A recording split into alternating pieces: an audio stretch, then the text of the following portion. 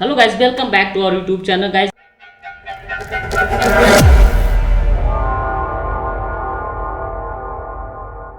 आज की इस वीडियो में हम देखने वाले हैं और जानने वाले हैं कि माइक्रोसॉफ्ट कितनी टाइप की सर्टिफिकेशन प्रोवाइड करता है और एज ए डेवऑप्स इंजीनियर हमें कहां से स्टार्ट करना चाहिए। ठीक है, तो जैसे आपको पता है, आपको पता होगा कि सॉफ्ट में माइक्रोसॉफ्ट जो हमें क्लाउड प्रोवाइड करता है उसका नाम है एजूर। ठीक है, ये एंड अमेजोन जो प्रोवाइड करता है AWS। ठीक है, अमेजोन वेब सर्विसेज, इसे Amazon web services. Similarly Google भी प्रोवाइड करता है। ठीक है, गूगल, तो ये GCP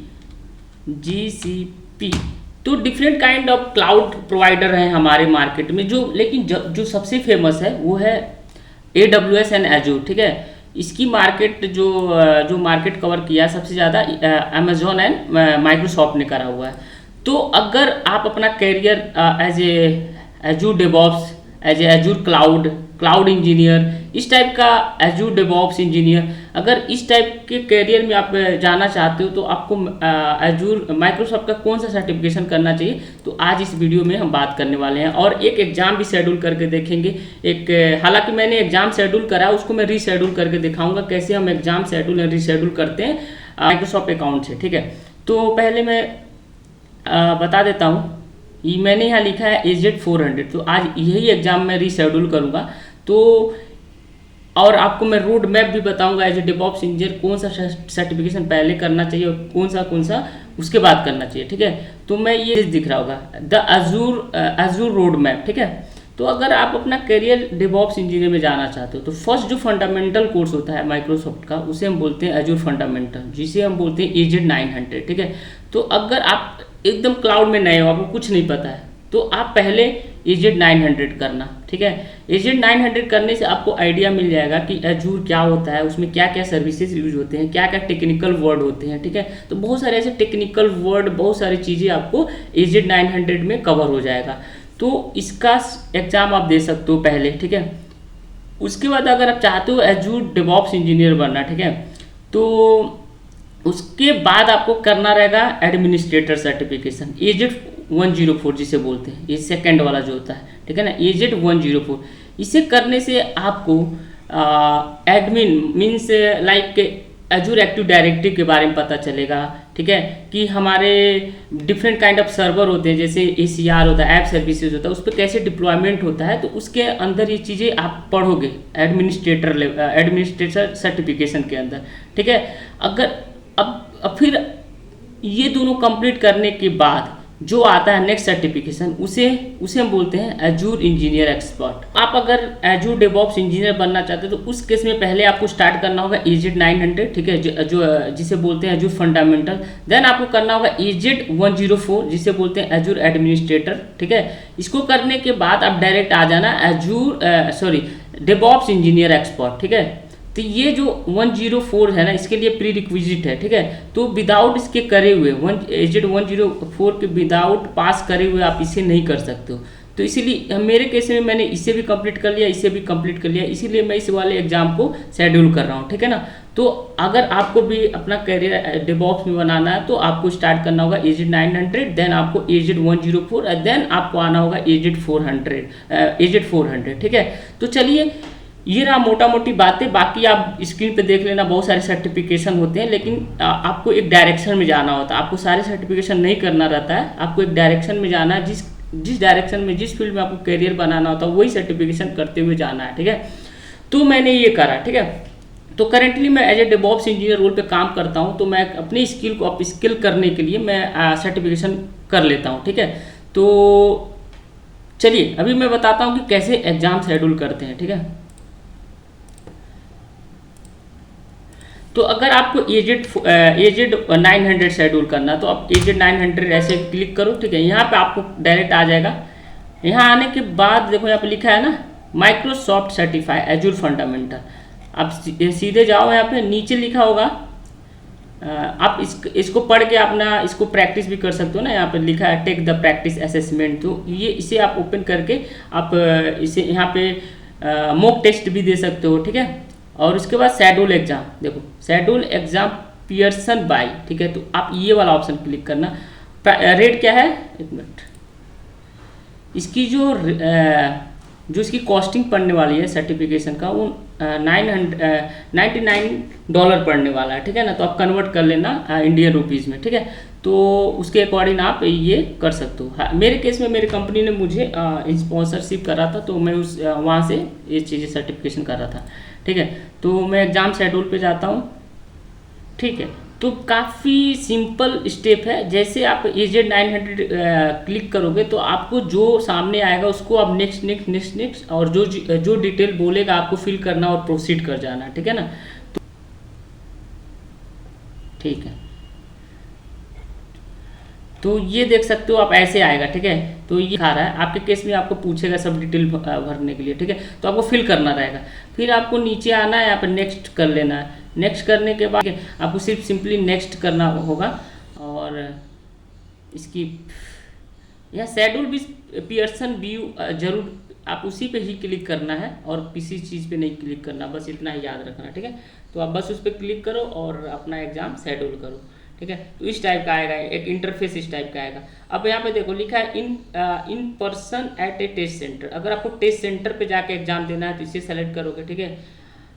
हालांकि मैं सेकेंड ऑप्शन सबसे बेस्ट है, ऑनलाइन, जो घर से आप अपने लैपटॉप से दे सकते हो, ठीक है। तो इस पर आप क्लिक करोगे, फिर आप अकॉर्डिंग टू जो भी है देखो पढ़ लेना क्या क्या रिक्वायरमेंट है। योर कंप्यूटर, आपके पास सिस्टम होना चाहिए, आप जहाँ एग्जाम दोगे वहाँ पे आपका स्पेस होना चाहिए, तो आप नीट एंड क्लीन होना चाहिए, ID कार्ड होना चाहिए, ठीक है।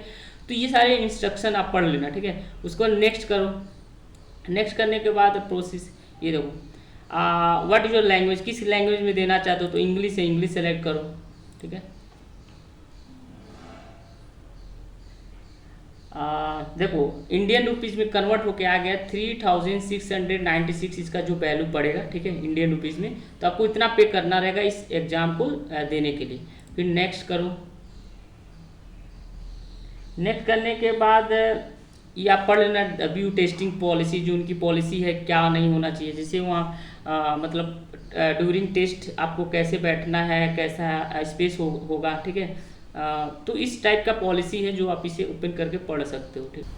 तो मेरा लिखा Microsoft does not allow you previously pass to take an exam, this candidate had already pass the exam. तो मेरे केस में आगे नहीं जा रहा क्योंकि मैं ऑलरेडी ये पास कर चुका हूँ। आपके केस में आगे जाएगा, और एग्जाम शेड्यूल कर लेना काफ़ी ईजी है, बहुत ही ईजी है दोस्त।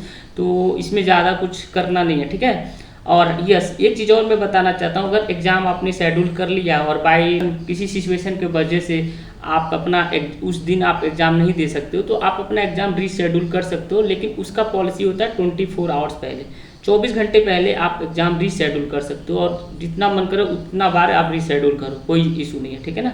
तो मैंने AZ400 का एग्ज़ाम पहले से ही शेड्यूल करा है, बट मुझे उसे रीशेड्यूल करना है। तो आपको बताता हूँ कि कैसे रीशेड्यूल करते हैं, ठीक है। आ जाएगा, ठीक है। आने के बाद आप वहीं जाओ, शेड्यूल एग्जाम पे ही जाओ, ठीक है। इसकी जो कॉस्टिंग पड़ती है $165, ठीक है। तो प्राइजिंग यहाँ पे मेंशन है, आप किसी भी एग्ज़ाम को देने से पहले आप उसकी प्राइजिंग चेक कर सकते हो। तो काफ़ी इजी है एग्ज़ाम शेड्यूल करना, और ये सब चीज़ें कोई टफ काम नहीं है, बस आप नेक्स्ट करते रहो, ठीक है। नेक्स्ट कर रहा हूँ।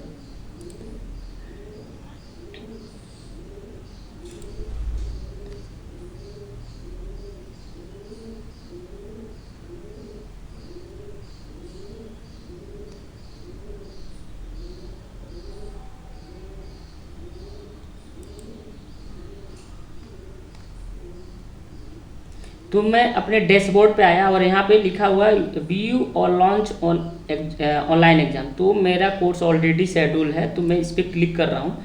अब मुझे करना है रीशेड्यूल, तो मैं उसे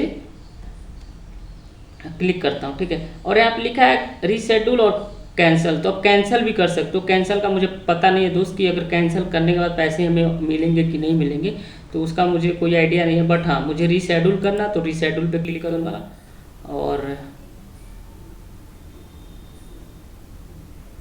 टाइमिंग यहाँ से चेंज कर सकते हैं। देखो, तो एशिया कलकत्ता टाइमिंग है अपनी इंडिया का, तो आप वही सेलेक्ट करना, ठीक है। और मेरा जो टेस्ट का जो मैंने जो शेड्यूल करा था 11 मई को करा था, तो मैं उसको चेंज करके मैं जून में जाना चाहता हूँ। तो जून में मैं करता हूँ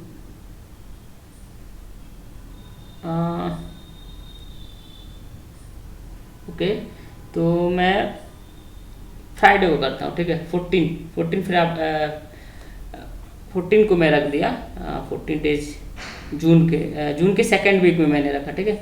और जो हमारा टाइमिंग जो मैंने रखा है, टाइमिंग फ्राइडे को 8 AM से 10, ओके। मुझे मॉर्निंग ही स्लॉट चाहिए, तो मैं मॉर्निंग स्लॉट में फिर से कर देता हूँ बुक अपॉइंटमेंट।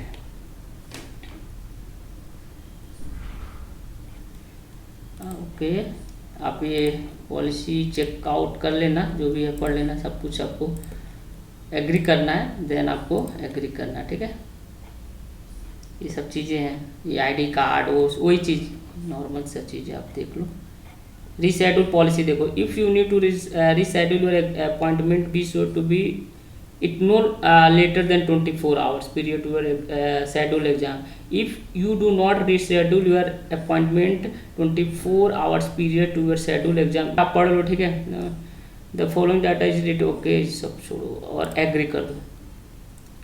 तो मेरा परसों एग्जाम था और मैं आज रीशेड्यूल कर दिया, तो मेरा देखो यहाँ पर न्यू अपॉइंटमेंट जो मेरा डेट आया फ्राइडे को जून 14 को आया है, और 8 बजे से स्टार्ट है, तो हमको 7:30 बजे लॉग इन करना है। तो मैं नेक्स्ट कर देता हूँ। आई होप आपको समझ में आया होगा कि कैसे एग्ज़ाम रीशेड्यूल करते हैं, और यहाँ पे लिखो कंफर्म रीशेड्यूल, ओके। तो हमने कर दिया।